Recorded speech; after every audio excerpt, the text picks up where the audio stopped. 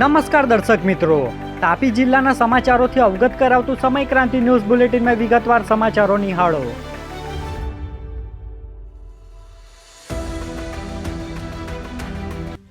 ઉછલના mini ગોવાની મોજ બની દુર્ઘટના. નાહવા પડેલો પોલીસ જવાન ડૂબ્યો. મોડી સાંજ સુધી શોધખોળ ચાલુ. ઉછલ તાલુકાના જામકી ગામે આવેલ મિની ગોવા ખાતે મિત્રો સાથે ફરવા ગયેલા યુવકો પૈકી દીપકભાઈ ગામિત નામના પોલીસ જવાન નાહવા દરમિયાન પાણીમાં ડૂબી ગયા હોવાનું સામે આવ્યું છે. ઘટનાની જાણ થતાં ફાયર વિભાગ, 108 એમ્બ્યુલન્સ અને પોલીસની ટીમ તાત્કાલિક સ્થળે દોડી ગઈ હતી. ફાયર વિભાગ દ્વારા મોડી સાંજ સુધી સતત શોધખોળ હાથ ધરવામાં આવી રહી હતી. બનાવને લઈ વિસ્તારમાં ચિંતાનો માહોલ જોવા મળી રહ્યો છે. વ્યારાના હિન્દુ ગામનો 18 વર્ષીય યુવક રહસ્યમય રીતે ગુમ. કેનાલ કાંઠેથી કપડાં મળતા ચિંતા વધી. પોલીસ દ્વારા તપાસ શરૂ કરાઈ. વ્યારા તાલુકાના હિન્દુ ગામનો 18 વર્ષીય નિશાંત ગામિત ઘરેથી ક્યાંક નીકળી ગયા બાદ ગુમ થયો હોવાનું સામે આવ્યું છે. યુવકના કપડાં કેનાલ પાસે મળી આવ્યા હતા, પરંતુ નિશાંતનો કોઈ પત્તો લાગ્યો નથી. પરિવારજનોએ શોધખોળ કર્યા છતાં ભાળ ન મળતા પોલીસે ગુમ થયાની ફરિયાદ નોંધી તપાસ શરૂ કરી છે. પ્રાથમિક માહિતી મુજબ નિશાંત માનસિક બીમારીથી પીડાતો હોવાનું જાણવા મળ્યું છે. સોંગઢમાં ગાજવીજ સાથે કમોસમી વરસાદ. વહેલી સવારે વાતાવરણમાં આવ્યો પલટો. સોંગઢ તાલુકામાં વહેલી સવારે અચાનક વાતાવરણમાં પલટો આવ્યો હતો. ગાજવીજ સાથે વરસેલા કમોસમી વરસાદથી લોકોને ગરમીમાંથી રાહત મળી હતી. બીજી તરફ ઉનાળા પાકને નુકસાન જવાની ભીતિ સર્જાઈ છે, જ્યારે ખુલ્લામાં રાખેલા લાકડા અને છાણ પણ ભીના થઈ જતા ગ્રામ્ય વિસ્તારોમાં ચિંતા જોવા મળી હતી. ફોન અપડેટ કરવું પડ્યું ભારે.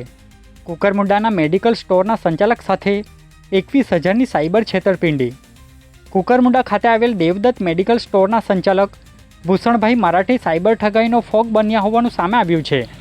ફોન અપડેટ થયા બાદ મોબાઈલ હેક થઈ જતા અજાણ્યા શખ્સોએ તેમના ખાતામાંથી 21,000ની રકમ 4 અલગ અલગ બેંક ખાતાઓમાં ટ્રાન્સફર કરી છેતરપિંડીઓ આચરી હતી. બનાવની જાણ થતાં ભૂષણભાઈએ પોલીસમાં ફરિયાદ નોંધાવતા પોલીસે ગુનો દાખલ કરી કાર્યવાહી હાથ ધરી છે. વ્યારાના બેડકુવા નજીક બેકાબુ ટ્રકે બાઇકને ઉડાડી. ચાલકે કૂદી જીવ બચાવ્યો. વ્યારા તાલુકાના બેડકુવા નજીક આવેલ ગામ પાસે એક ટ્રકે બાઇકને અડફેટે લેતા ગંભીર અકસ્માત સર્જાયો હતો. જોકે બાઇક ચાલકે સમય સૂચકતા વાપરી બાઇક છોડીને રોડની સાઈડમાં કૂદી જતા તેનો આબાદ બચાવ થયો હતો. અકસ્માતમાં બાઇકનો ખુરદો બોલી ગયો હતો. સ્થાનિકોએ ચર્ચા છે કે ટ્રક ચાલક નશાની હાલતમાં હોવાની શક્યતા છે. ઘટનાની જાણ થતાં કાકડાપાર પોલીસે તાત્કાલિક સ્થળ પર પહોંચી વધુ તપાસ અને કાયદેસરની કાર્યવાહી હાથ ધરી હતી. ઉમરદાના યુવકે પ્રેમજાળમાં ફસાવી તરુણીનું શોષણ કર્યું અને તેના સોશિયલ મીડિયા એકાઉન્ટ પર ફોટા મૂકી બદનામ કરી. સોંગઢ તાલુકાની 17 વર્ષની તરુણી સાથે ઇન્સ્ટાગ્રામ પર મિત્રતા કેળવી આરોપી સ્નેહલ પવાર રહે ઉમરદાએ જબરજસ્તી શારીરિક સંબંધ બાંધ્યા હોવાનો આરોપ છે. ત્યારબાદ વિડીયો કોલ દરમિયાન તરુણીની જાણ બહાર નગ્ન વિડીયો બનાવી લીધો હતો.